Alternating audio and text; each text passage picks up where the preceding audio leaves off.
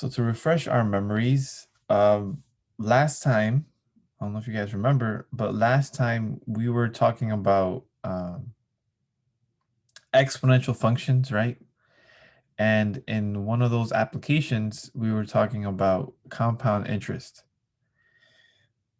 So this formula gives us the way to find out how much money has grown over a particular period of time under an annual interest rate and something called compound interest. So this n here becomes very important. This n tells us how many times we compound our interest per year. And we were seeing that we came up across this fictitious scenario where you start out with $1 as an investment. That's your P. And then your annual interest rate was 100%, which would mean that if you put in $1, after a year, you get your $1 becomes $2. So it's a very unrealistic annual interest rate, but it's something we can think about. And this was over a year. But then what changed every single time, what we varied, the numbers that we changed was the n value, which represented the number of times that your interest was compounded. And we noticed that as we increased the number of times that we compounded our interest, the accumulated value or the money in the account kept on growing. But what we started to notice is that even if we did this a large number of times, right? We did this every day, and then we went on to every hour, and then we compounded our interest every minute. We started to notice that our amount kind of reached the ceiling. It reached a certain limit. And that limit is actually what's called E. And this is known as Euler's constant. This is an irrational number. The decimal expansion goes on forever, and there's no pattern to it, similarly to how pi, the constant pi is. So that's where we left off on last time. We found out that if you take this expression, 1 plus 1 over n, quantity raised to the nth power, and as n gets really, really big, so as n goes to infinity, this entire expression becomes the number E, which is 2.7182, so on and so forth. Now, again, how did we get to this point here? Remember, we were comparing the number of times that we compounded our interest. And we said, let's compound our interest every minute. And then we started to see the trend. We can say, hey, let's compound our interest every second. Let's compound our interest every millisecond. And then it becomes to a point where you say, you know what? Let's just compound our interest every instant. And that's where the n to infinity represents. It represents every waking moment. So to talk about that, this is called compound interest, but it's called it's called continuously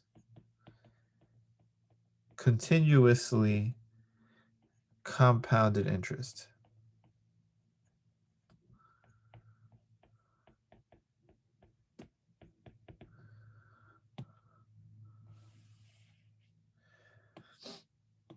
So the key word here is continuously.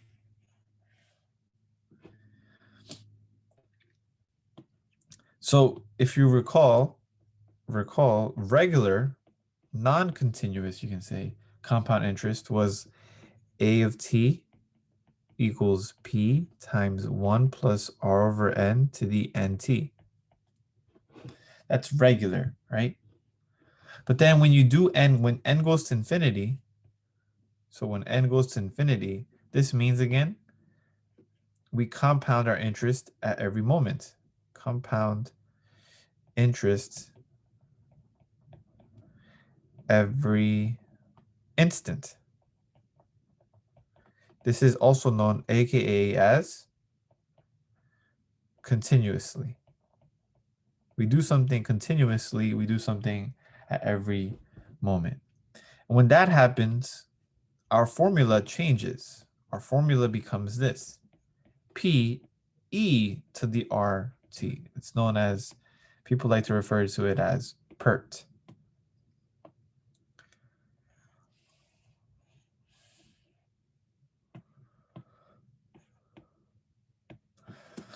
So when we talk about compounded continuously, or continuous compound interest, we use this formula: P times e to the RT. And when it's just non-continuous, when you have a specific number of times that you're compounding your interest per year, then you're using this formula that we started off with.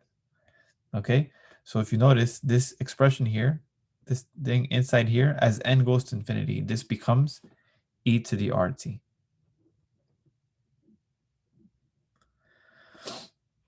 All right, so let's see this formula in action.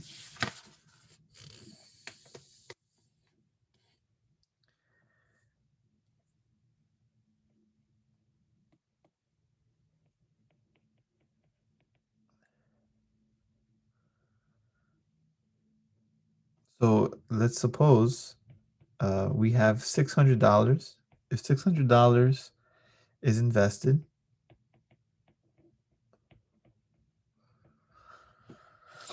at an interest rate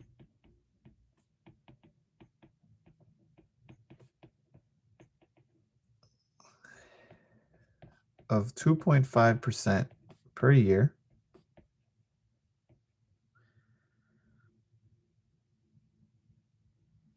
find the amount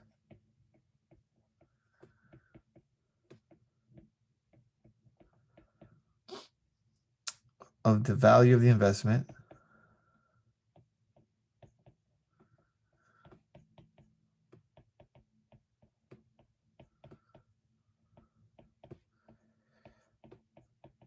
after 10 years.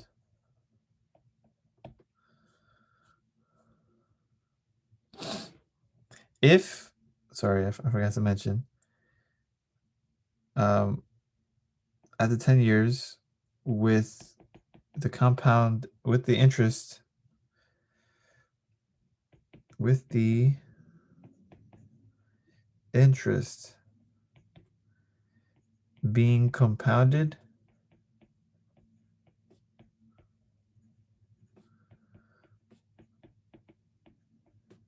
continuously. So the moment you hear the word continuously, you should think of our new formula here, PERT. Of course, R and T are the exponents. You're raising RT, you're raising e to the RT. So let's first identify what our variables are. So P equals 600. R is equal to, and remember, R is always represented as a decimal, not a percentage. So if our percentage is 2.5%, we have to change it to 0.025. Remember, to turn percentage into a decimal, you move the decimal point from the percent 2 units to the left. So we have 0.025, and we got that t is equal to 10.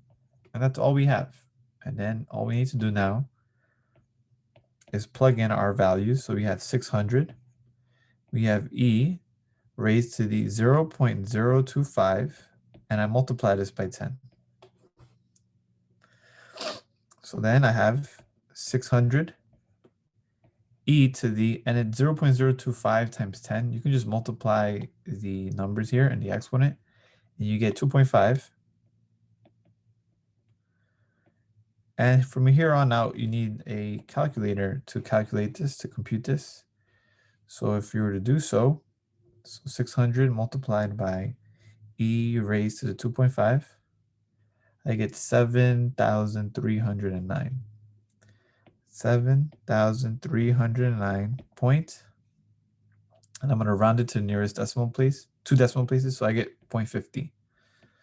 So that's how much the investment grows if it's compounded continuously for 10 years. So I started out with $600 and I compound this continuously for 10 years at an interest rate of 2.5% per year, and I get 7,309 after 10 years, which is seems pretty good, relatively, right, speaking, with 600.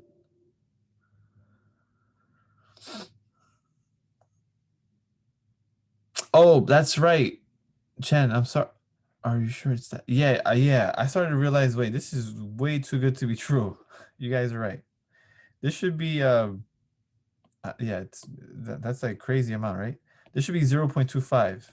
Pardon me. Pardon me. Uh if we try this again, 600 multiplied by e to the 0.25, it should be a bit less. Okay, I think this makes more sense because I'm like 7,000. This person did incredible investment work. Um, yes, it's actually not this much. Thank you guys for being aware of that. It's actually a lot less. It's 770.42. So it's 770.42. Is that better? So I think that's more, yeah, that's accurate. It's $770.42. How did I get this number? Oh, okay. So let me show you. Hold on.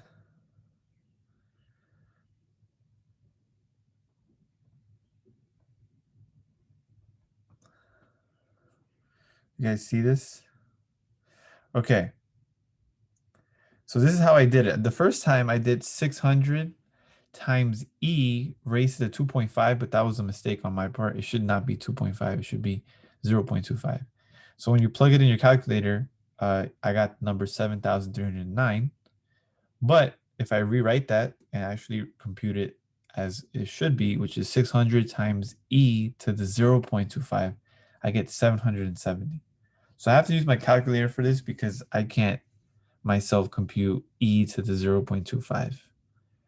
But your calculator can. So I would recommend using your calculator and plug in those numbers. And remember, e is the base, and you're raising the base e to the number 0.25.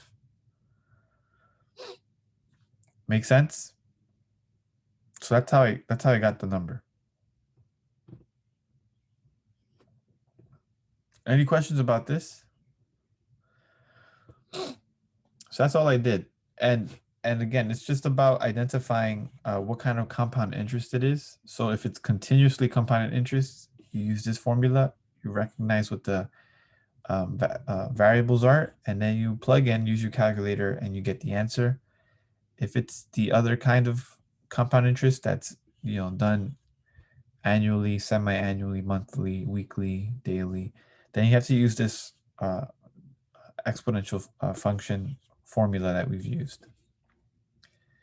Okay, so this is what we've started venturing into now. We started venturing into not necessarily just compound interest, but exponential functions as a whole. So we talked about exponential growth, exponential decay, and these are some of the applications of exponential functions. Now, on Google Classroom, I've posted, it should be up now, some notes for today.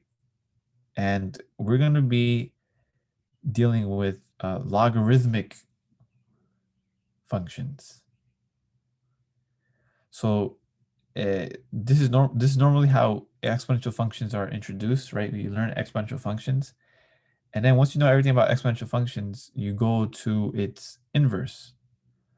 And the inverse of exponential functions are called logarithmic functions. So we're gonna have to go back into our function toolbox and think about what inverse functions are. So let's look at this first page here. And it says a logarithmic function, the definition of a logarithmic function, has the following function notation. So the function notation looks like this. It looks like log, right? We're going to use the word log. And my base here is b. And what I'm plugging in is x. So that's the function notation. That's the logarithmic notation.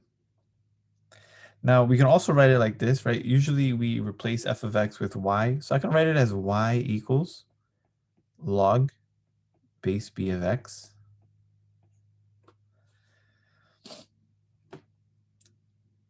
And hopefully the notation for some of you, I know it might be a little bit confusing to see all these letters at once, but with time, you'll see how they represent a function. Now, what I want to say something further is that logarithmic functions are inverses of exponential functions. So that actually answers the question right below. How are logarithmic and exponential functions related? Well, they are exponential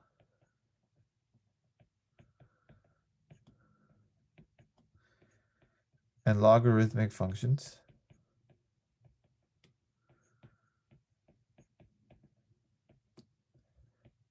are inverse functions of one another.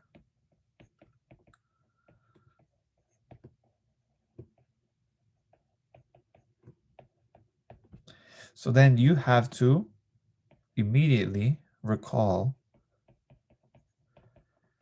properties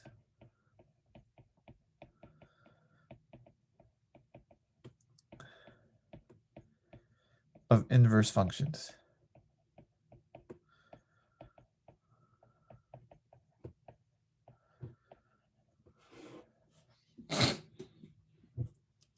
Now, one thing that's going to help us a lot, and we're going to be using this a lot, is called the exponential form. So this that we have here, written here, this is called the logarithmic form. Obviously, because we're using logs. But there's an exponential form that's equivalent, that says the same thing. Now, what's the exponential form? And that's why we introduce exponentials first. We speak about exponential functions first because they're a bit easier to deal with. We've done exponents before. Now we're going to twist it and talk about logarithmic form. And the equivalent form, exponentially speaking, is the following. B to the y equals x. So what that means is when you see something like this in logarithmic form, you can rewrite this in exponential form. Literally, you're saying b is the base value that if I were to take y as my exponent, I would get x. So when you have it in the logarithmic form, you're really saying the base, and you're given the answer, I guess, to the exponentiation. And what you're trying to figure out is the exponent. So logarithms are really dealing with exponents. I know it's a little weird to think about that, but that's what it is. Okay, so far that's where we're at. Now we're going to talk about parent functions. Of course, that's what we tend to do, right? We study a new function, and then we talk about everything we need to know about the parent function. Now look what it says. It says recall the graph of the exponential parent function y equals 2 to the x. And we should know what that looks like. And I'm going to draw this in a pink dotted line. So this represents exponential growth, obviously, right? And it crosses 1. And then what do we say? This is y equals 2 to the x. Exponential growth.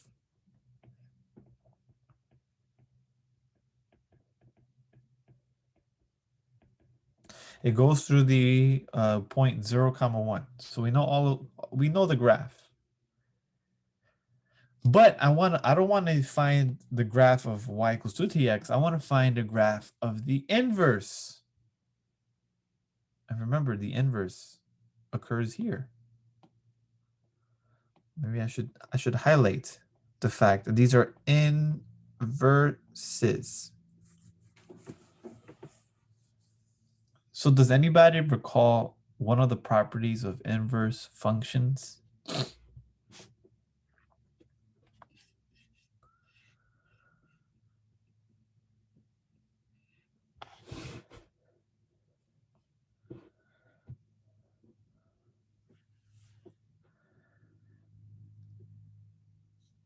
Does anybody remember? I don't know what lecture it was, but we talked about inverse functions.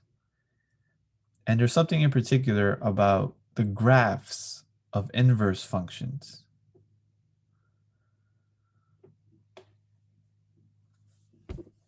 Remember, inverse functions, they switch the x and the y's. That's one property. The domain and the range are interchanged.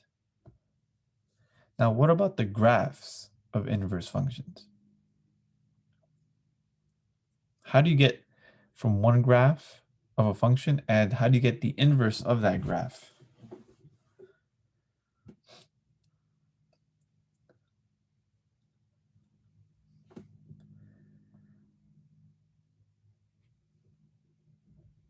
Well, remember, this is 0, comma 1. And remember what we said? We switched the x and the y's, right? So that means that the graph that we're looking for is actually here. 1, comma 0. We switched the x and the y's, which means that I'm performing a reflection across the line y equals x. Actually, let me make this a solid line.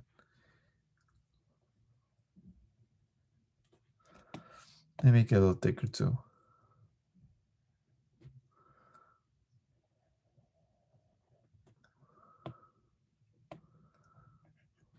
Guys, this is the line y equals x.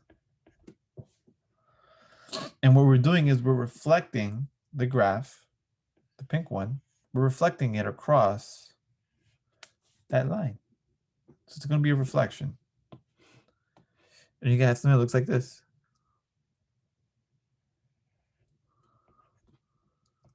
You see that? Now, what is this function? This function is y equals log base 2 of x. That's the inverse of 2 to the x. It's the inverse. What's my domain? My domain, so pay attention. The exponential function has a horizontal asymptote. So the inverse does not have a horizontal asymptote, but instead has the opposite, has a vertical asymptote. You see this? This is a vertical asymptote now. So my domain is everything to the right of that vertical asymptote, which means that my domain is 0, comma infinity. Now, what's the range? Remember, the domain and the range switches. So you have to know the domain and range of the original function. My domain of my exponential function was what? Negative infinity to infinity. And my range was what? 0 to infinity. And remember, properties of inverse functions. If my domain for this function is negative infinity to infinity, that would mean that that's my range, right? That's my range, negative infinity to infinity. And if the range of my function that I'm considering first here is 0 to infinity, then this becomes my domain, 0 to infinity. My horizontal asymptote is a y equals 0, which is the x-axis. But now that y-axis, the x-axis becomes the y-axis. My vertical asymptote is now x equals 0. Is everybody following me so far? So this is the vertical asymptote here.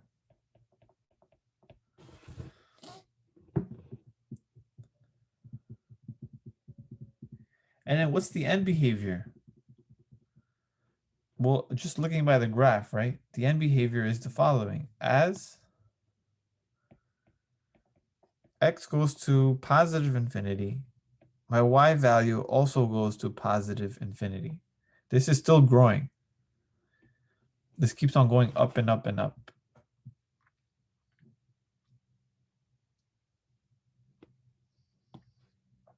And then,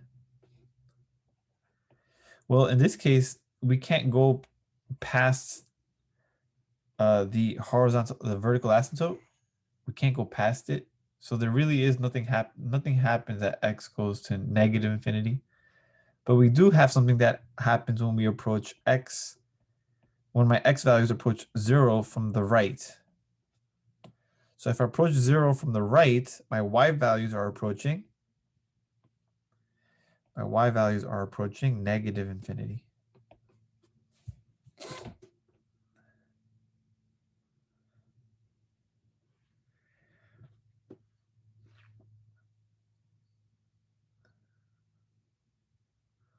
So what key observations can we make? Well, we can say that the graph of y equals log base 2 of x is the reflection across y equals x of y equals 2 to the x. That's a pretty big observation. And we notice that the graph has logarithmic functions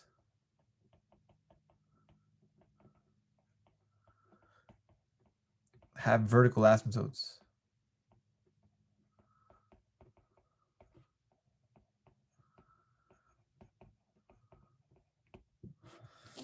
Has a vertical asymptote or have vertical asymptotes. So they have vertical asymptotes instead of horizontal asymptotes.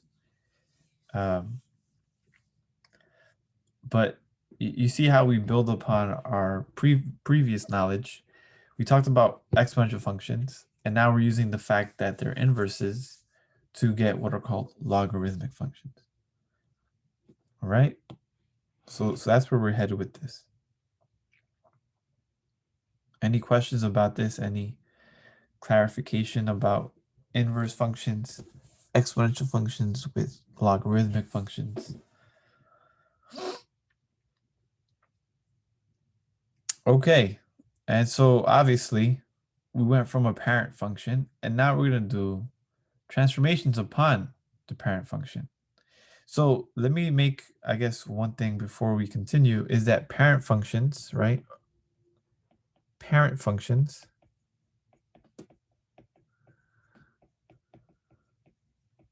for logarithmic, and I want to put this in parentheses, logarithmic ones. So when we talk about logarithmic parent functions, we have this form, y equals log base b of x. And b is the base.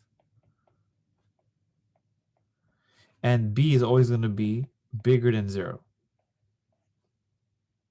Okay, we're only going to be dealing with the base being a number bigger than 0.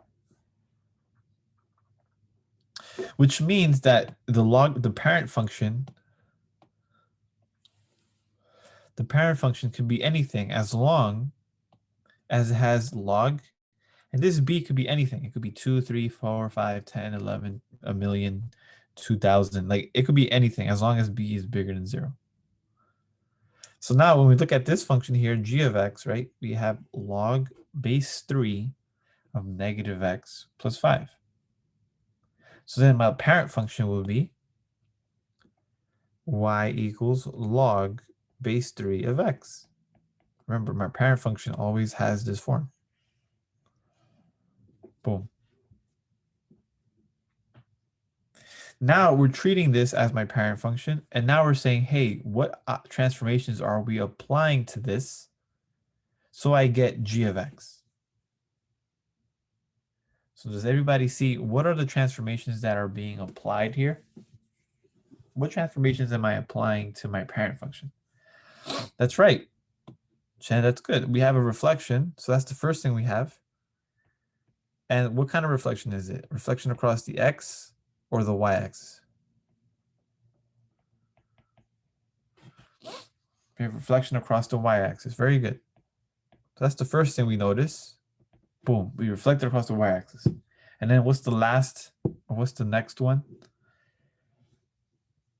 What's the next transformation that we apply? Yep, we vertically shift up.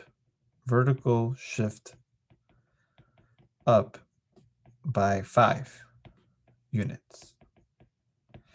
Okay, so I'm going to do this step by step. So I'm going to call this is like number 1, and this is number 2. So the parent function, guys, the parent function looks almost exactly the same as this parent function. They all pretty much look the same. And the same way that the parent functions for exponential functions all go through 0, 1, all the parent functions for logarithmic functions goes through the point 1, 0. So I'm going to have something that looks like this. I'm going to draw this here, like this is 1. So I'm going to have this as my parent function.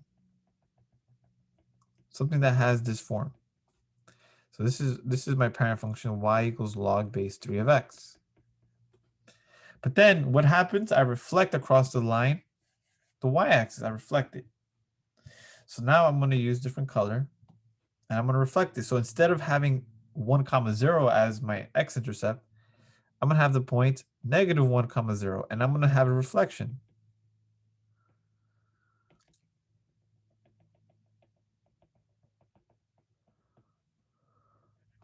Right? So this is the first transformation that's being applied. And then what happens? I vertically shift it up by 5 units. So whatever this is, I move this up 5 units. So I'm going to have something that looks like this.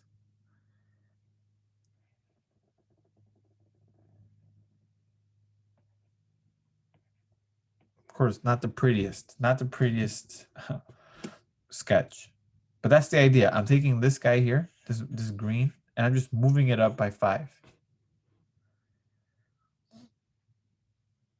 Now, when I vertically shift up a graph for logarithmic functions, it doesn't affect the vertical asymptote. When you had the exponential function, the vertical shift up or down did affect my horizontal asymptote. But if you notice, if you shifted it ever to the left or right, it didn't affect it. Whereas in this case now, the logarithmic world is the opposite. If I vertically shift a logarithmic function up or down, it does not affect my vertical shift. But if I do shift it left or right, then it will affect my vertical asymptote. So the domain here, what's my domain? Again, we're looking at the blue one. I'm just drawing these different graphs with different colors to tell you how we started. We started from here, and then how we ended up with our sketch. So what's my domain? My domain of this graph here, because this is my vertical asymptote, is everything to the left of my vertical asymptote, which would indicate that my domain here is -infinity to 0. So that's the first thing. The second thing is, what's my range? My range, and always go back to your parent function, right? So these are like the usual information of my parent function. The domain here was the only thing that changed for my parent function. It's now -infinity to 0. But the y values aren't really being affected by any of these transformations. So the range is still going to remain the same. I'm still going all the way down to -infinity, and I'm still going all the way up to +infinity. Slowly though, but I still get there. And this is going to be the range. And then finally, the vertical asymptote. What's the vertical asymptote? The vertical asymptote is stay the same. It's still x equals 0, which represents the y-axis.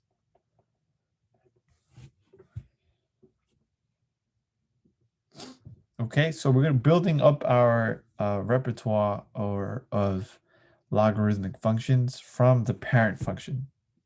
So now we're applying different transformations and seeing how those transformations affect the graph, how it affects the domain, the range, and the vertical asymptote.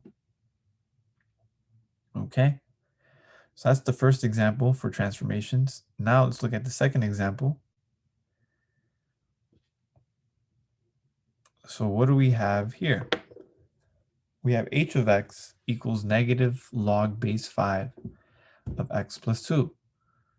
Now I want to first identify what is my parent function and what is my parent function.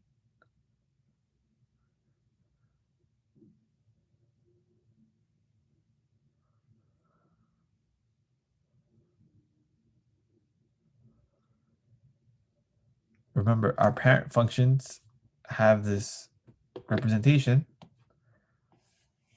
log base 5 of x. And yes, Chen, that's right. We have our base 5. We have log. So our parent function will be y equals log base 5 of x. And then we have to notice what are the transformations that we have applied. So we look at our h of x, and how did we go from our parent function to our current function h of x? Again, there's two transformations, and we do have a reflection. And this reflection now is across what axis? Reflection across the x-axis, that's right.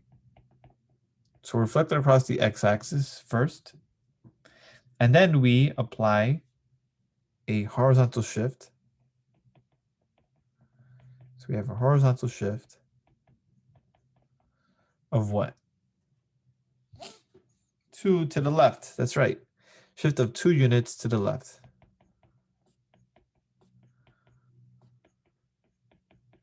Okay. Again, we started with our parent function, so our parent functions always cross, for logarithmic functions, they always have the vertical asymptote at x equals 0, which is the y-axis.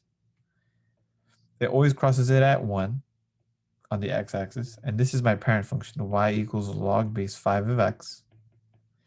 Now what happens? I reflect it across the x-axis. If I reflect it across the x-axis, that means that my x-axis, you can treat this as like the mirror, right? This is the boundary where you flip your graph, and you get something like this.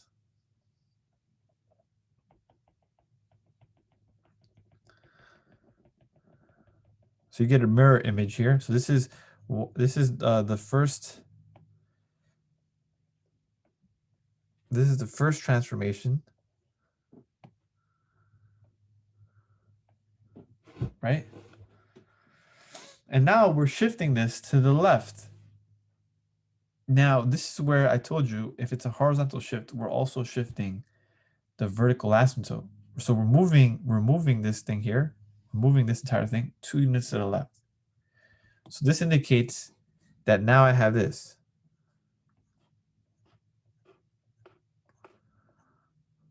We have x equals -2 because we shifted it to the left. And now this 1 here, this point here, I'm shifting it also to the 2 units to the left. So now look what I have. This is what I have. This is my function that I have now. This is number 2. And this is the function y equals negative log base 5 of x plus 2. And now we're looking at this function, the blue one. So what is my domain? Who can tell me my domain of y equals negative log base 5 x plus 2?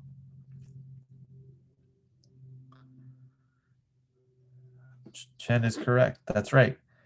The domain is everything to the right of the vertical asymptote, which means that my domain is -2 to positive infinity. And what would be my range? As you notice, the range this doesn't really change much. It's the same thing. It's similar to exponential functions, where the domain is always -infinity to infinity for exponential functions. Well, for range, it's going to be the same idea, -infinity to positive infinity. And the vertical asymptote now, because of the shift to the left by 2, then my vertical asymptote went from being x equals 0 to now being x equals -2.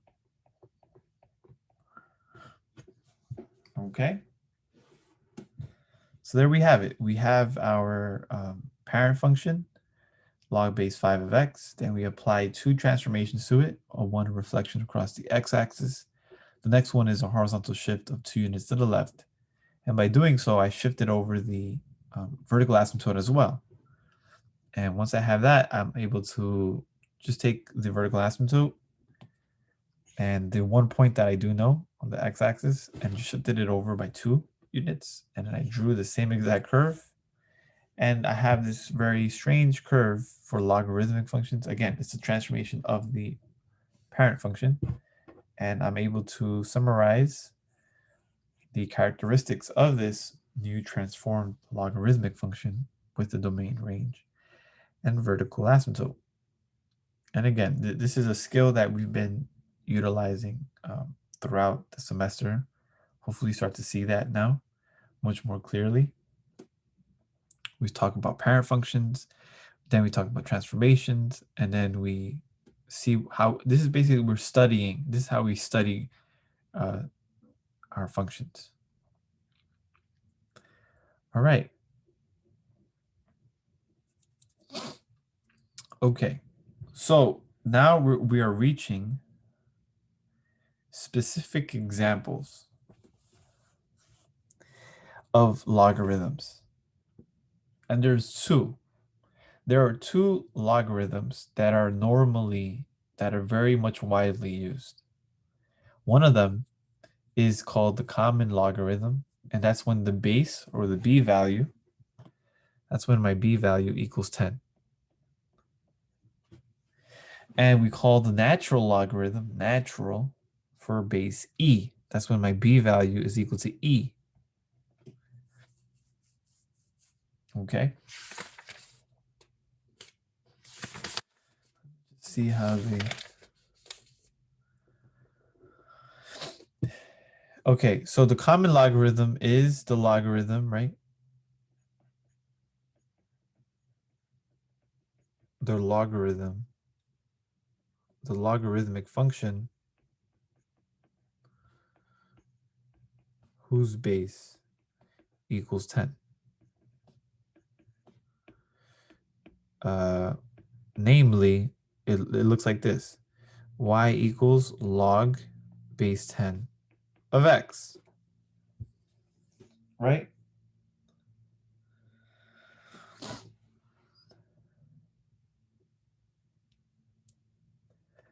But because it's so commonly used, so just make a note of this here. Note, the notation that we use is not y equals log base 10 of x. Because the base 10, b equals 10, is so commonly used, we omit the 10. So in reality, if you ever see this, log of x, the assumption, we assume that b equals 10.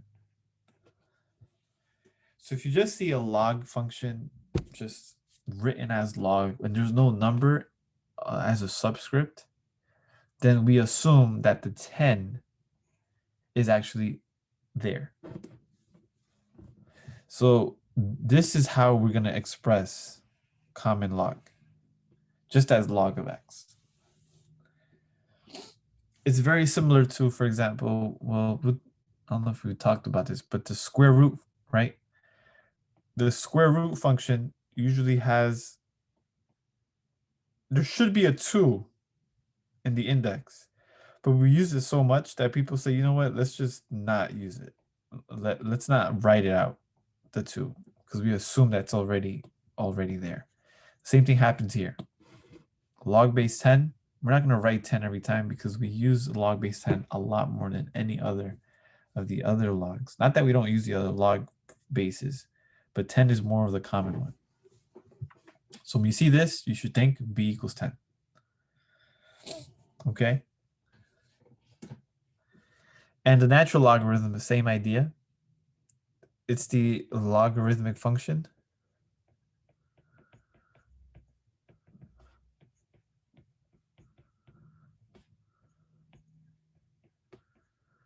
whose base equals e, i.e., and of course that e is not the same e that we're using here, is y equals log e of x, right? That's how we're going to write it. That's how we would write it would be. But note, we're going to replace log e. We're going to replace this notation with ln. So instead of writing y equals log base e of x, we're going to write y equals ln of x. I know, this is kind of weird, but that's why we write this out. Because these are special ones. These are like the ones that we highlight out of all the logarithmic functions. These are the ones that we're going to use a lot. And it's going to come up a lot.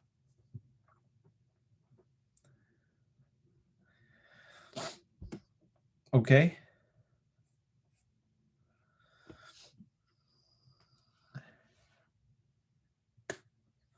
So there we go. So log of x without any number represents base 10.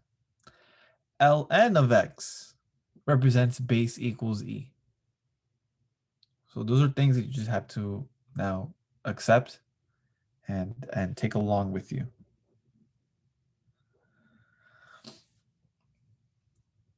Okay? All right, so we have the common log and the natural log. Okay. So again, this is a topic where we kind of go a little bit quick, and if the things aren't clear, then the things that will come up later are not going to be clear either. So if you have any questions, anything is not clear, please ask as soon as you feel like you need help. As soon as you feel like you need help, just let me know. Because we're going to start to enter into what's called the properties of logarithms. I think that's where some students may have some more issues.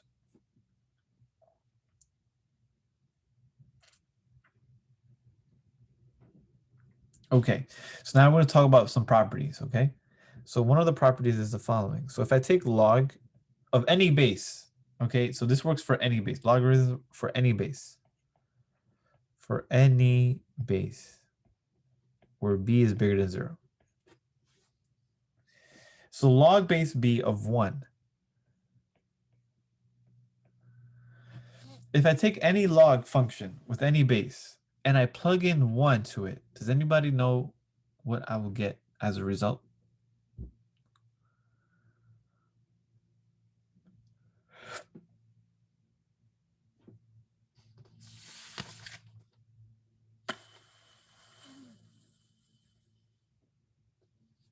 That's okay if you don't.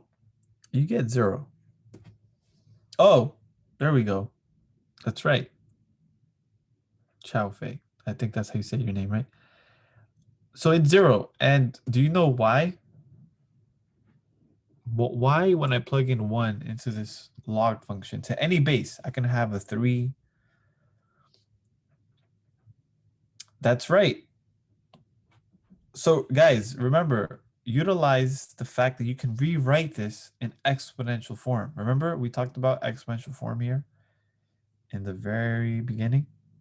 So if I have this form here, I can always rewrite it as an exponential and vice versa.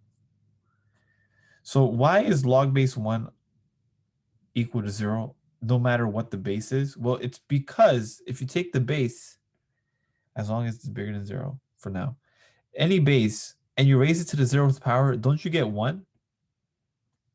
Again, this is the exponential form. And this is the logarithmic form.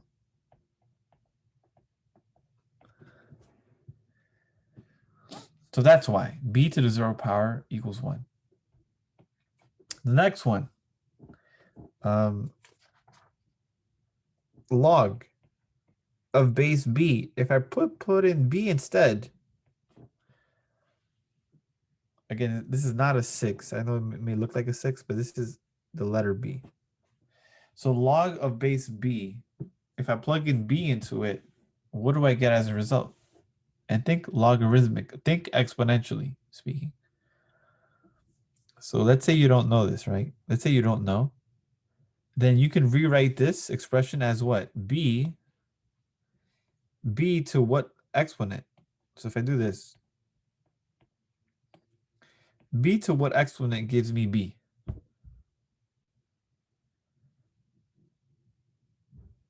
So b raised to the first power. That's right. So this makes sense, right? So b, log base b of b is 1. It doesn't matter what base. As long as I plug in the same base number into my log, I'm going to get 1. And that's exactly right. Actually, let me write this with these colors here. So you start to see how they're connected with the exponential and logarithmic form. And again, we'll be doing this a lot more. So we have to get comfortable with this. Next one, log, this gets a little interesting, of b to the x equals what?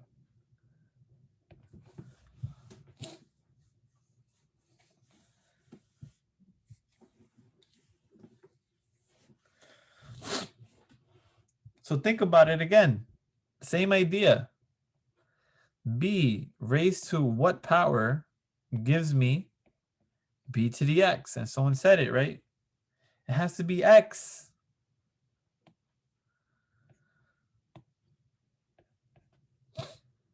So log base b of b to the x is x. And I will go even further I would say y equals log base b of x and y equals b to the x are inverse functions.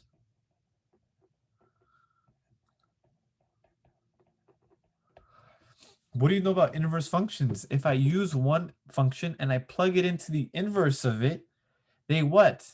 They quote unquote cancel out. They cancel each other out. And this is a very, very important property about logarithmic functions and exponential functions. And we're going to be using this property when we talk about solving exponential functions or even solving logarithmic, sorry, not functions, exponential equations and logarithmic equations. We're going to be using this very exact property. Because they're inverses, they cancel each other out. So they quote unquote cancel each other out. And this is one of the properties of inverse functions. If you compose two functions that are inverses of one another, you're left with x. That's it. Now this is going to be maybe a tricky one. What if I take b, okay? This is the one that everyone has a little bit of trouble to kind of comprehend. Take the base b now and raise it to the exponent log base b of x. What do I get here? The notation looks crazy. That looks ridiculous, right? You're like looking at it and you're like, what?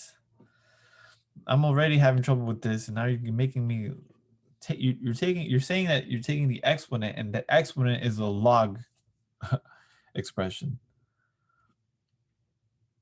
But try to think about exactly what I just mentioned about this example. In a sense, these two examples are very similar. This example here, I have log, and I'm plugging in the inverse, which is the exponential function. In this case, it's the opposite. I'm starting out with the exponential, and I'm plugging into the exponential function the inverse, which is the log. So in a sense, I'm applying the same thing, just in different order. It's a different order, guys. I'm performing the composition of functions in a different order. So Daniel said x to the b. No, It's actually not, Daniel. It's exactly what we just had. That's right, Natalia. It's exactly x. Now, like I said, this is the one that people always are like, huh? It's a little like head scratcher. So think about this. To think about this, you have to talk about this one. If you understand why this is true, then you can apply that same reasoning to why this would be true.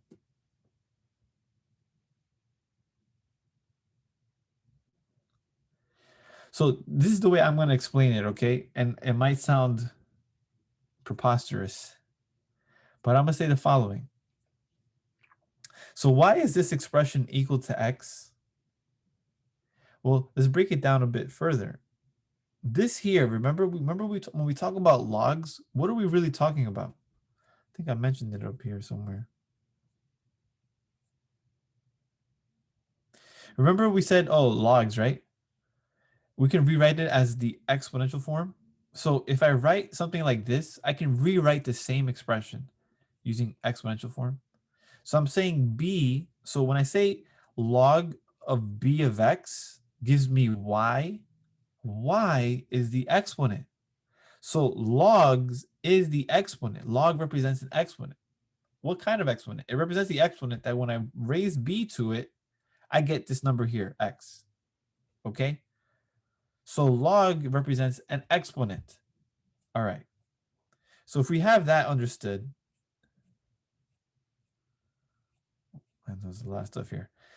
Then when I look at this, just look at this here for now. What am I saying? Log base b of x is the exponent. So yeah, I should write this down. So log base b of x, this is the exponent. Whatever I get out of it, whatever I get as a result, is the exponent. It is the exponent that when b is raised to it, that one raises b to it,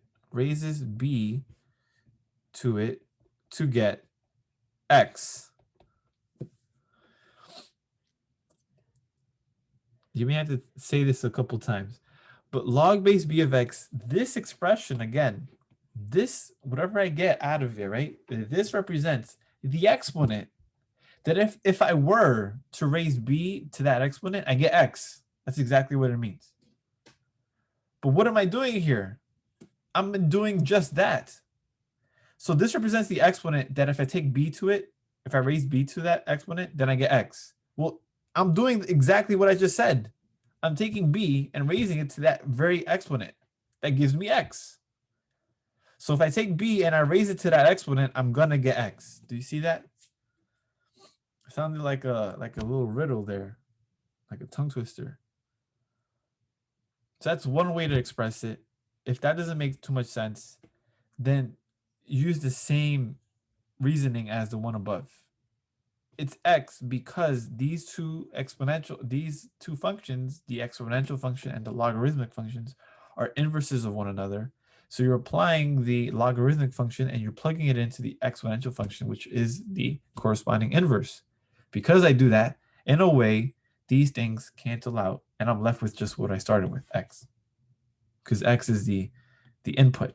So I cancel each other out. I cancel the functions out, and I get just x.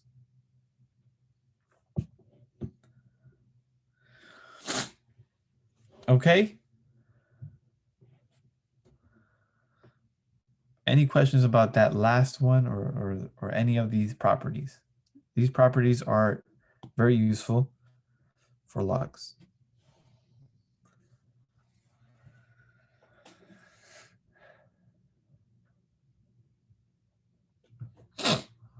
Okay? So now that we have these properties, we're going to apply these properties. Let's look at the very first one. Log base 7 of 7. So out of the properties of logs that we have above, which one of them is applicable? Is it the first, the second, the third, or the fourth?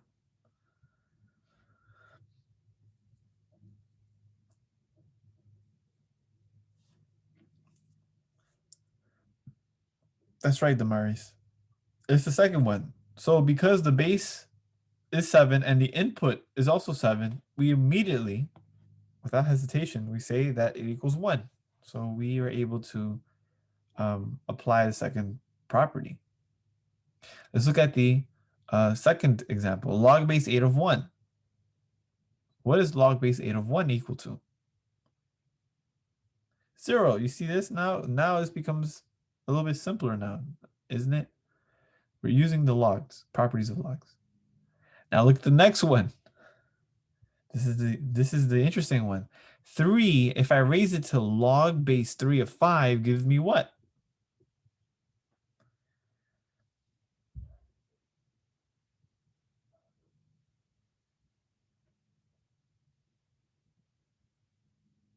So out of all of these properties, right? The only property that we can use this. So Natalia, remember,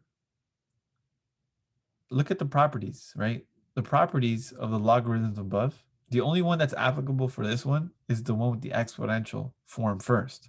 So we're taking 3 and we're raising it to the log power. So remember what we said about this. When we take 3 at the exponential function, 3 to the x, and then take the logarithmic function, log base 3 of 5, and we're applying one to the other, we're canceling them out because they're inverse functions. So we're left with 5. This is when the functions cancel each other out and we're left with the input, which is originally 5. Yeah, again, this is the one that's kind of the tricky one, okay? Okay, next. Log base 8 of 8 cubed. So out of all the properties, so you know what I should say this property. So I'm gonna call this 1, 2, 3, 4. Okay, so I used property, for this one I used property 2. For this one I used property 1. For this one I used property 4. And then for this one I use property 3. That's right. So I use property 3 because that's exactly the way it's formed, right? So log base 8 of 8 cubed is the same thing as using the property of log base b of b to the x. And what do you notice? When you apply this property, I only care about what? The result is the exponent 3. So next one is also 3. That's right. It's 3. Okay? So far, so good. All right.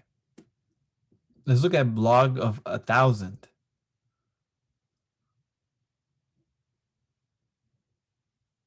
So first of all, log without any number in between or as underneath as a subscript, we immediately know that the base should be what? What should be my base? That my base is 10. So immediately I should know that automatically. Okay. But which of these 4 log properties can I use to evaluate what log of 1,000 is?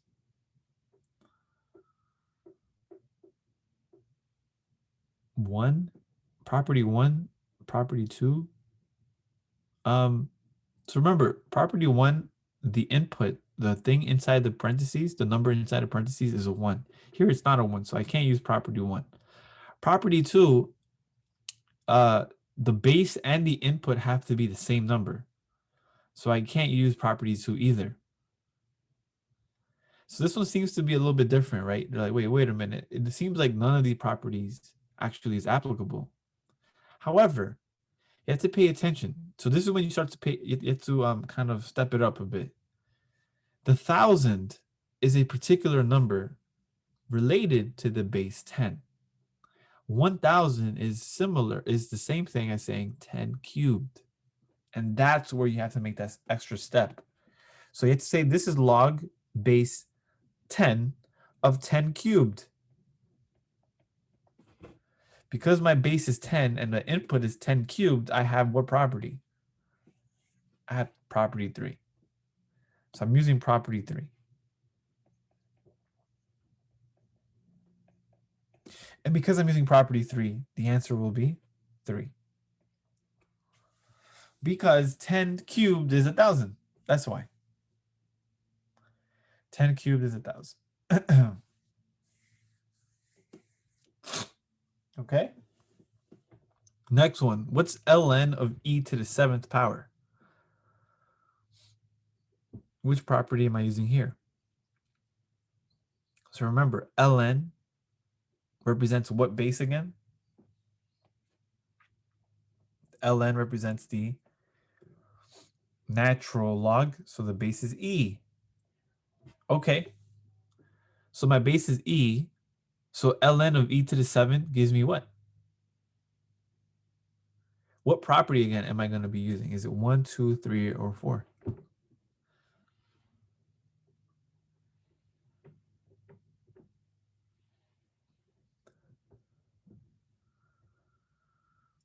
Yes, it's property 3. So if I'm using property 3 for this one, then what would be my answer when I'd say, what's ln of e to the 7th? It will be what?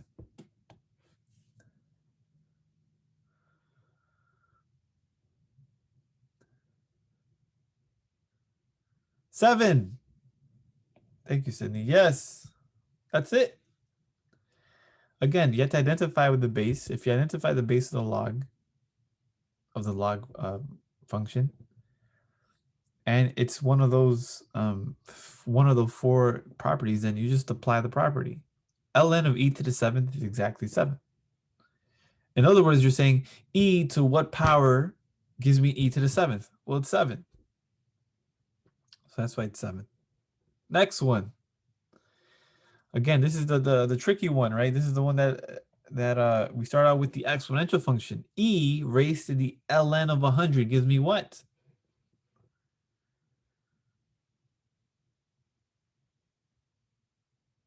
100.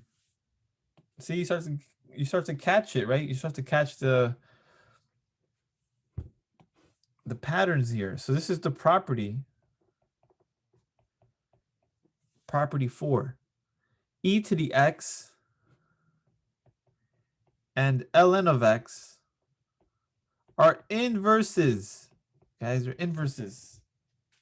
If I raise it to the e power and then I take ln of that, or if I take ln and then raise it to the e power, I'm canceling each other out. I'm canceling those two operations out. They're opposites, quote unquote. So that's why I get 100.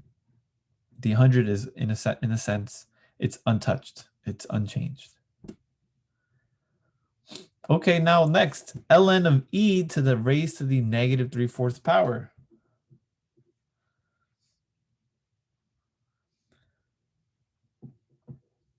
Negative 3/4. See, now you start to catch the properties. That's right, guys. Properties, properties, properties. So this is property 3.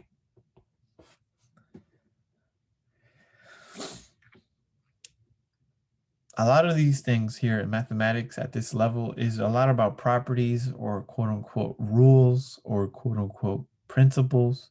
It's knowing the principles and knowing how to apply them. That's really what you should be concerned about. Knowing the principles really well, which is up here. These are the principles, the rules, the properties that we have, and we just apply them to different scenarios. That's it. Okay? Good. Good. I think you're starting to catch the connections here. Great. Great. So now this, guys, this here I talked to you already about logarithmic form and exponential form. This here, going from one to the other, is extremely important. Okay. So what is the exponential form? The exponential form would be something like this. Actually, I'm gonna write the logarithmic form first. So if I use log base b of x, and this gives me some value y, the exponential form would be b to that y power gives me x. So this is the exponential form. And this is the logarithmic form.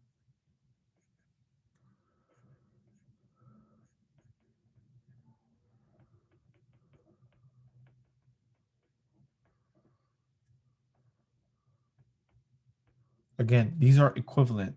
It's like saying these are equivalent. If I say it this way, I can write it this way. If I say it this way, I can write it this way. Same thing. So that's why we have this table here, and we're going to see how we go from one to the other. So again, this skill is going to be very important. So look at the first table, and under the column logarithmic form, we have log base 8 of 8 equals 1. So what is the exponential form? How can I write the exponential form? So again, my base here is 8. So 8 will be my base. My y value here is the result, which is 1. So 8 is being raised to the first power. And of course, 8 to the first power gives me 8. So that's the exponential form. If I say log base 8 of 8 is 1, the exponential form is 8 to the first power is 8. Same thing goes for the next example. Log base 8 of 64 equals 2. So then I get what? 8 squared is 64. That's the exponential form. Now I want to be able to go backwards. Not just from logarithmic to exponential, but I also want to go from exponential back to logarithmic. So can anyone tell me how we go from 8 to the 2/3 gives me 4 in the logarithmic form? So again, you should be able to identify the base. That's the easiest thing. Identify what is the exponent, and then you're able to identify what is the input. So who has that?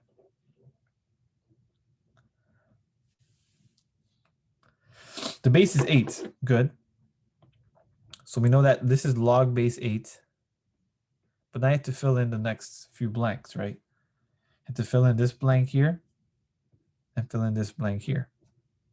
2/3 is the y. That's right. That's the exponent. So I'm going to write 2/3 here. And then the 4 is the x value, right? That's it. I did it. So 8 to the 2/3 equals 4 is equivalent to say log base 8 of 4 is 2/3. So being able to say it in words also helps. And all you're doing is reformulating what you're saying, your statement. So 10 to the negative third power is 1 over 1,000. How can I rewrite that in logarithmic form? So again, identify the base, the exponent, and the corresponding input value. My base is 10. So if my base is 10, I know immediately that I can just write it as log. I don't have to write out the 10. And then what's my exponent? My exponent has to be -3. So -3 is the result of the log. That's what the logs give you. The logs give you the exponent. So then what do we put inside is the result, right? 10 to the -3rd is 1 over 1,000. So then log of 1 over 1,000 is -3.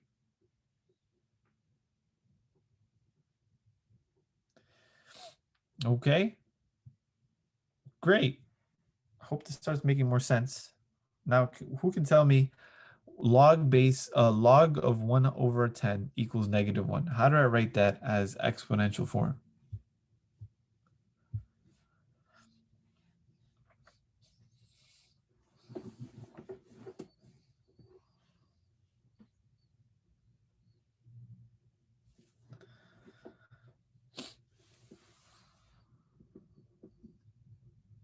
Ten to the -1 equals 1 over 10. See, simple as that. Very good.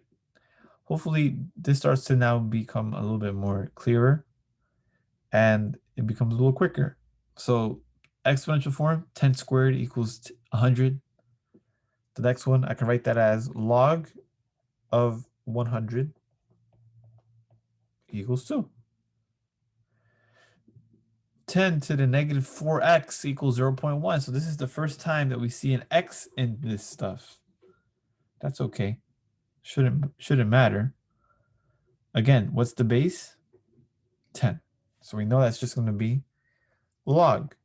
What's the exponent? In this case, the exponent here is negative 4x. Whatever that it means. It's just that's what it is. And the input value is 0.1. So this is the example where we can utilize logs, for example, to figure out the variables if my variable is an exponent. So this is going to be a technique that we're going to utilize in the near future. So whenever our variables are exponents, to figure what the exponent is, we have to use logs because logs take care of that. You see that? And to solve for x, we can divide both sides by negative 4, and then we would get our answer. So that's the eventual step, but for now, we're just rewriting the forms. Okay. Alrighty. Next one, the exponential form is 4 cubed equals 64. So what's the logarithmic form?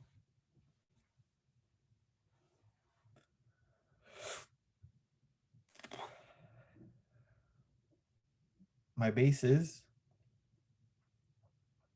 4. My exponent is 3. So Jen, you got it. Log base 4 of 64 is 3. 4 cubed is 64. Log base 4 of 64 is 3. Same thing. Exponential form, log base 4 of 2 is a half. I can say, what? 4. If I raise it to the half power, gives me 2. And that's true. 4 to the 1/2 power is the same thing as saying the square root of 4. The square root of 4 is indeed 2.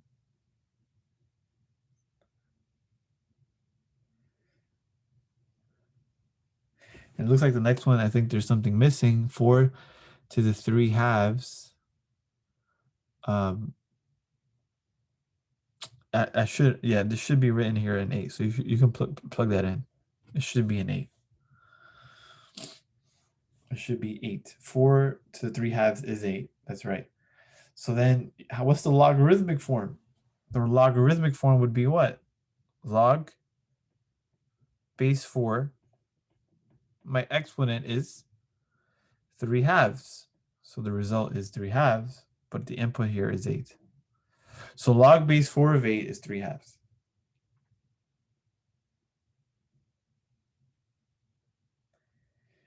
The next one, ln of 1 over e to the 4 equals negative 4.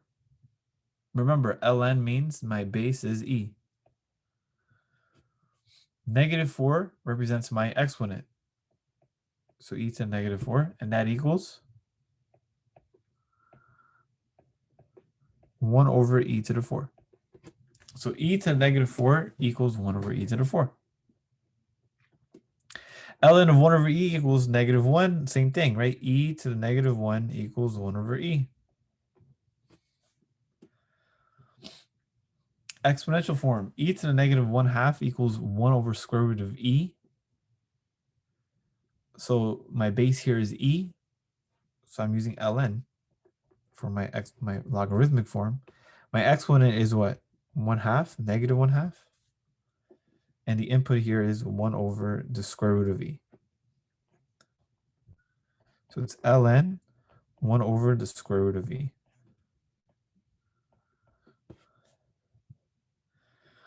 And last but not least, e to the x plus 1 equals 0.5. So I can write this as ln of 0.5 is x plus 1.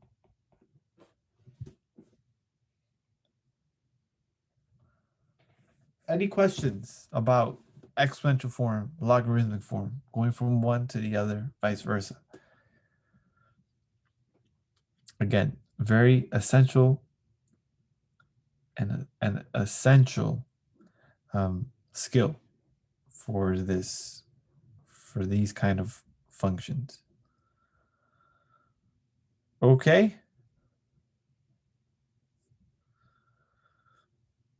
All right, let's see. We can probably finish the next 2 pages. Yeah, and we'll save this. We'll see. We might get here, but okay. So we kind of did this already. This part evaluating logarithms. We did this already here. So we're going to be using properties of logs, but it's going to be a little bit more involved, a bit more involved, because you're going to have to do a few more steps, probably one more step or 2 more steps before we actually apply the properties.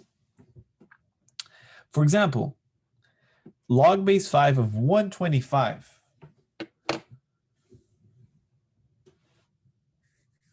So you can use the calculator. Your calculator should have logarithmic functions, and if you have a graphing calculator TI-84, you should be able to change the base.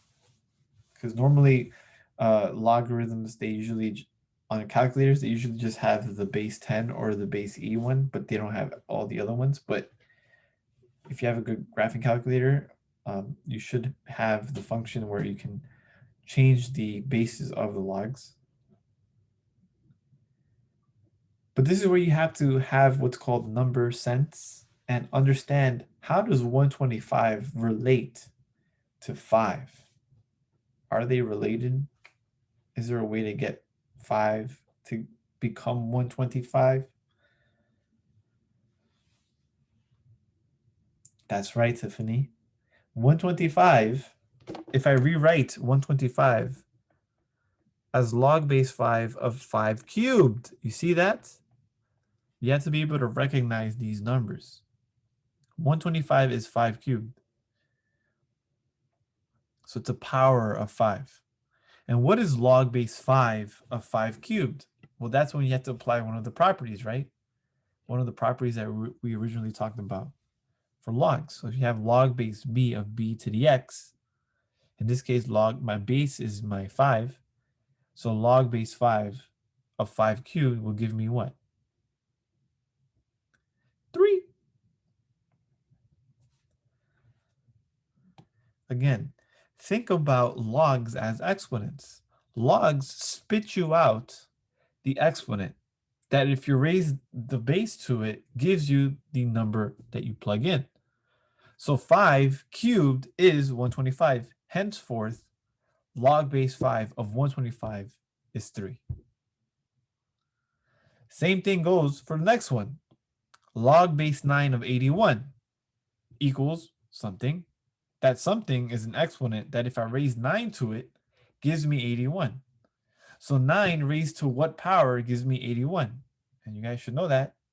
9 to what power gives me 81? And that number would be 2. You see that? It's as simple as that. Log base 9 of 81 is 2. Or you can write this again. You can write this as log base 9 of 9 squared, because that's what 81 is. It's 9 squared. So then you use the property that we discussed before. Now, the interesting one is log base square root of 10. So you're like, wait a minute. That's a little different now. Log of square root of 10. Well, the good thing is log, when you don't see a number, represents base 10. So we know for a fact we're using base 10. But 10 raised to what power gives me the square root of 10?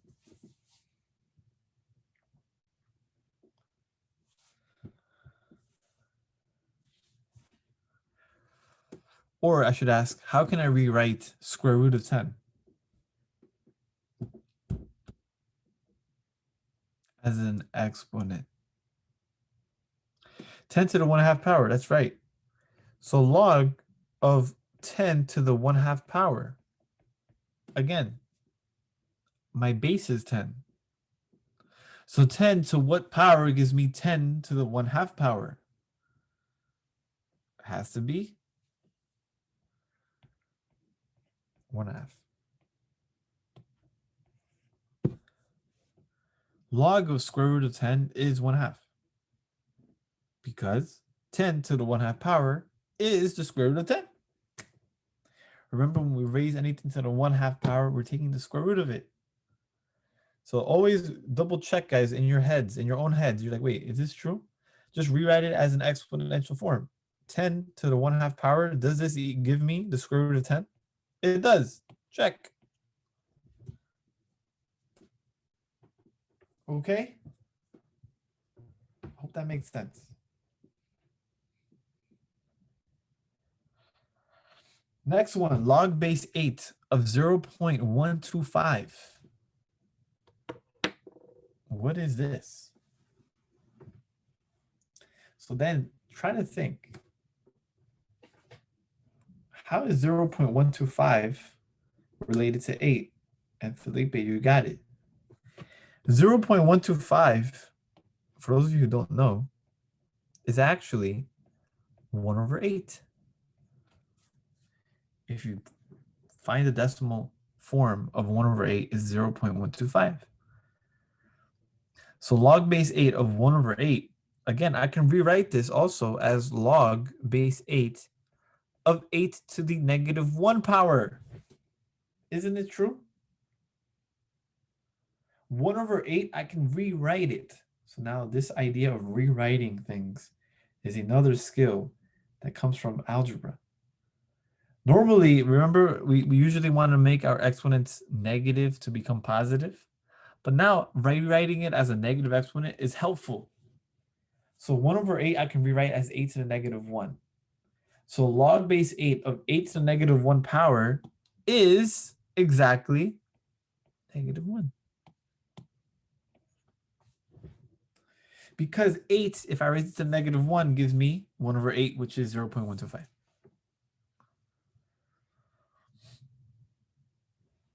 And that's how this thing goes, guys. That's how it goes.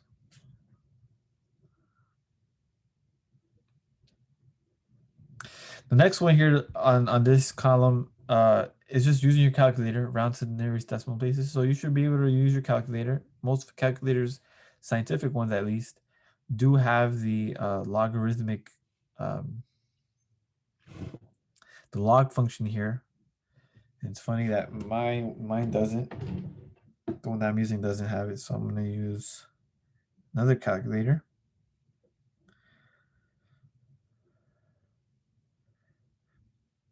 So if you put in 27 as your input for log ln, you should get 3.2958.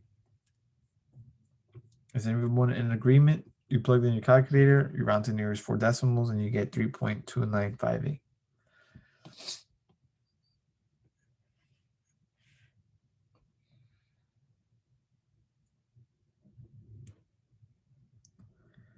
So there's really not much to that one.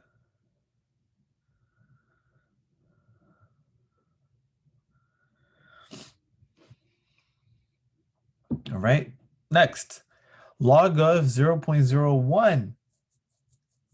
Again, log, no number in between, base is 10. 0.01.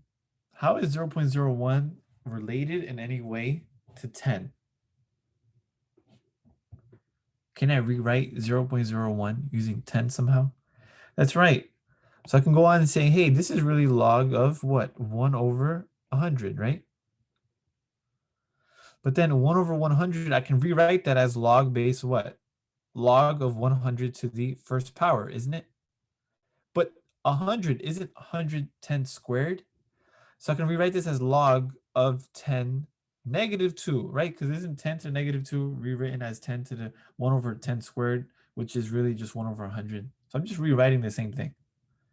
So now I have log of 10 to the -2 power, which equals -2 by property, by one of the properties that we discussed already.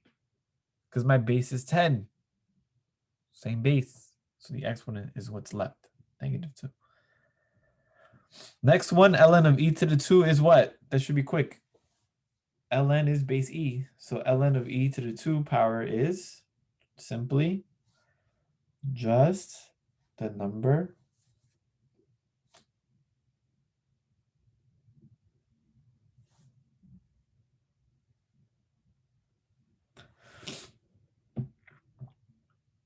two. That's right. Thank you, Andrew.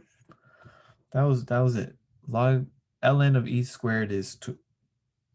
So then ln of e to the 1 over pi is, by the same reasoning, it's going to be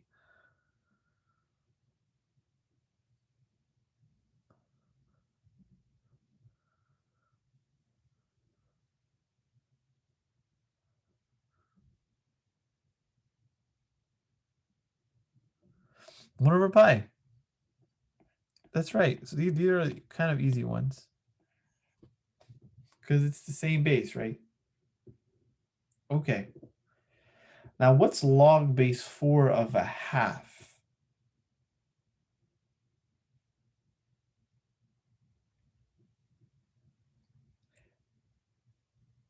The answer is negative 1/2. That's right, Felipe. Good. But why? Well, log base 4, I can rewrite the inside. Always try to see if you can rewrite the input. If you can. You won't always be able to.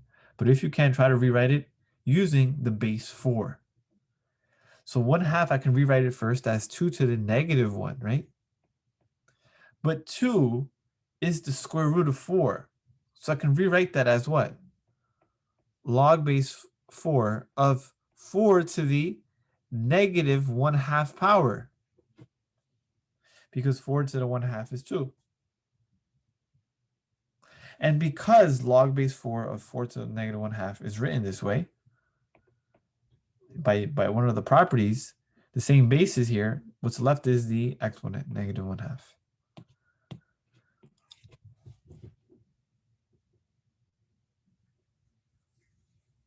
Okay. And then lastly, just again, log of 2.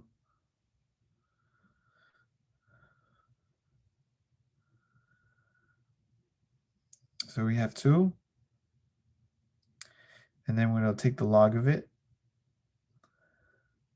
And of course, this is log base 10.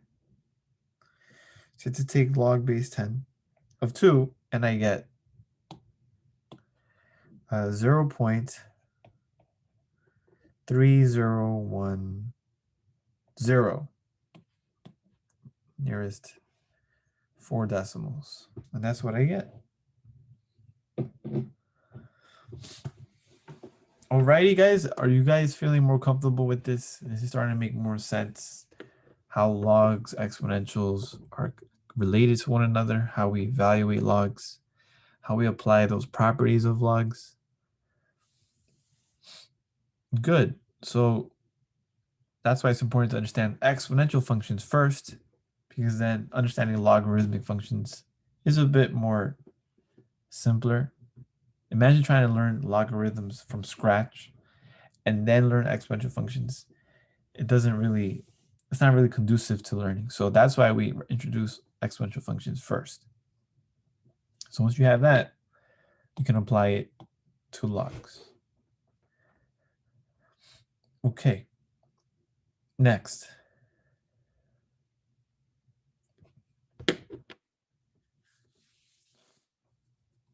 So again, this idea of domain again comes up again and again, time and time again, to explain functions.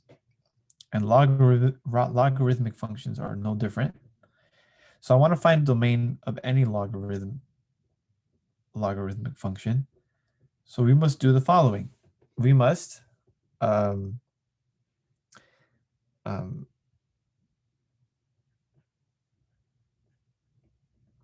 take the expression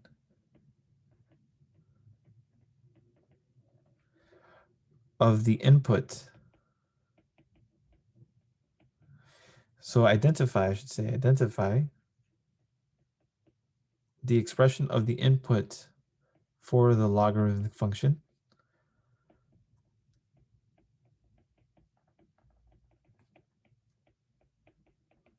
And we solve the inequality.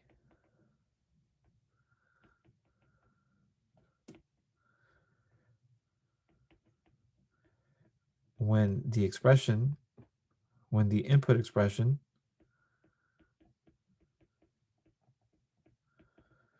is greater than 0.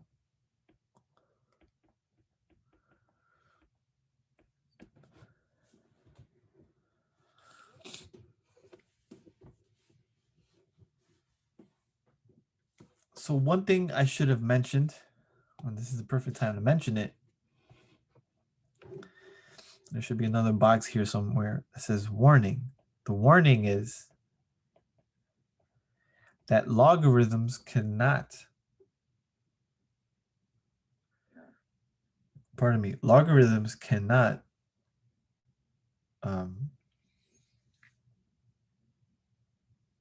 have inputs that are less than 0 or equal to 0.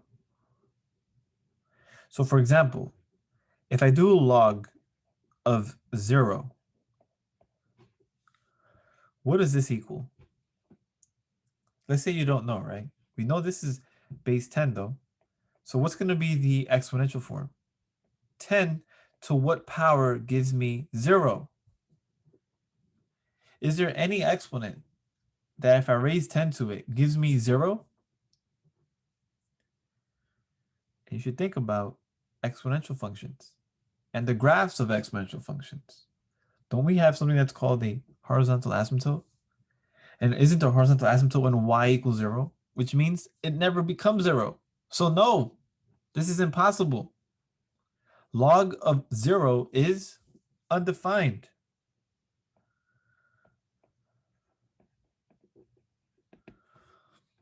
We don't know what it is. It doesn't make sense.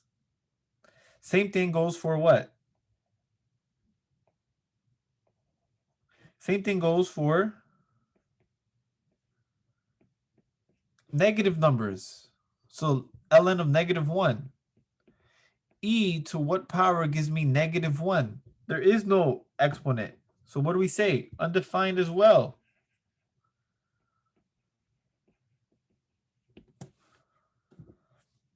So therefore, the domain must be what? Greater than 0. Strictly greater than 0. It can't equal 0, and it can't be less than 0. It can't be negative. So therefore, if you look at the example, g of x is log of x plus 3. What's the first thing we identify? The input, x plus 3. So what's my input? X plus 3. And I must make it greater than 0. That's all I'm going to do. I'm going to take the expression inside the parentheses for log and just make it greater than 0 and solve it. And you notice this is not that hard, right? Solving for x, what do we get? X is greater than -3.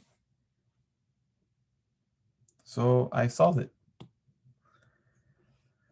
Now, what does that mean in context to the domain? It says that the x values must be bigger than -3. So what's going to be my interval notation for this?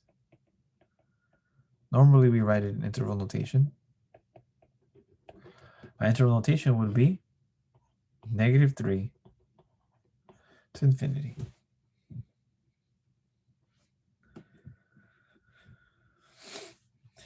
Okay?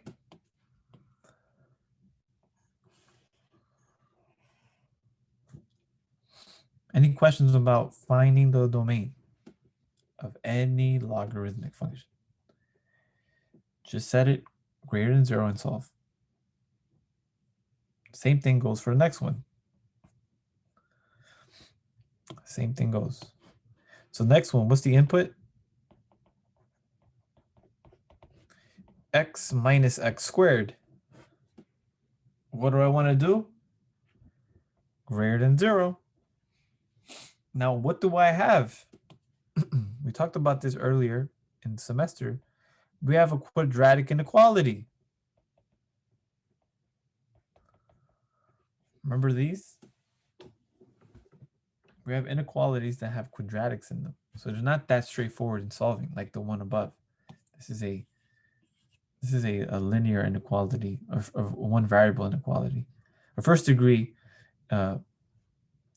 inequality. But here we have an exponent here, which is a 2, so it's quadratic. And remember what we did here? We have to, here we can factor out an x, so we get 1 minus x. X times 1 minus x is greater than 0. And then if we were to solve, if this was an equal sign, right, for 0, then we would have zeros that are at 0 and at 1. Remember this? That's what we would get. But then we have to check the points. Remember the test points to see what sign is the appropriate one, which interval is appropriate here. So for example, if I choose a number less than 0, -2, for example, a number between 0 and 1, it's 1/2. A number bigger than 1 is 2, right? If we use these numbers, which one of these inequalities, if I plug in for x, will give me the appropriate inequality? So these are the test points.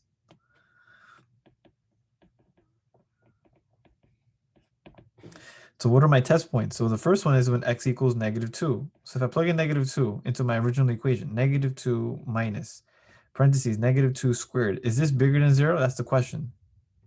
Well, that's -2 minus positive 2,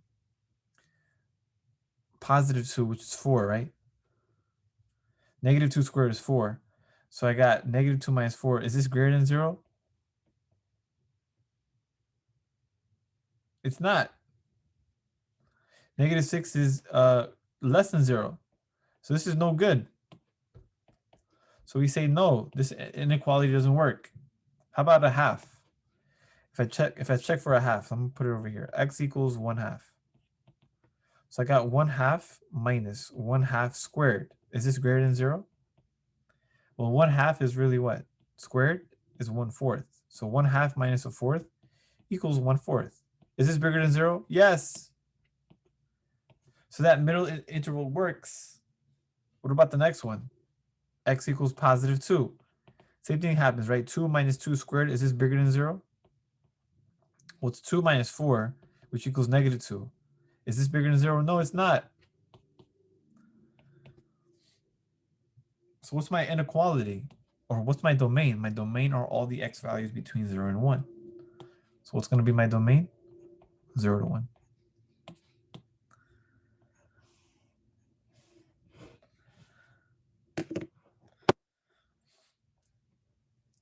So any questions about solving for the domain, determining domain? And remember, here we had to use solving quadratic inequalities.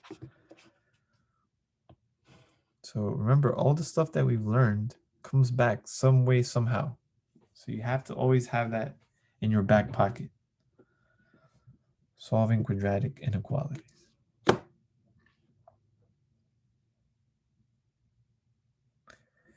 All right. Any questions?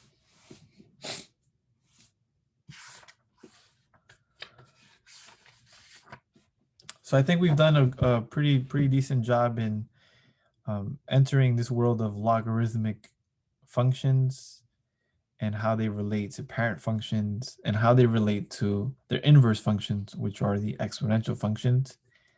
Next time, we're going to be talking about laws of logarithms.